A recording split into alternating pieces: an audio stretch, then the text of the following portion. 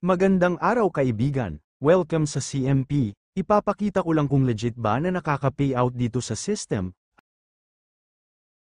Yan na yung kabuuan ng i-withdraw ko ngayong araw, ang total ay $122. I-transfer ko na ngayon sa GCash number, at syempre kailangan ko ilagay yung password ko dito sa CMP, para may transfer na sa GCash account ang perang kinita ko sa system.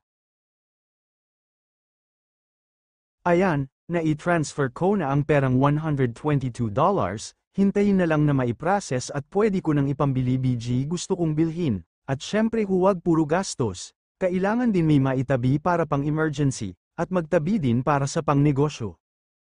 Ito na pala yung nga nakaraang record ko na na-payout ko o na-i-withdraw ko dito sa system ng CMP, ipinapakita ko ito sa'yo hindi para ipagyabang, kundi para ma-inspire ka, kung nagawa ko, ay magagawa mo din.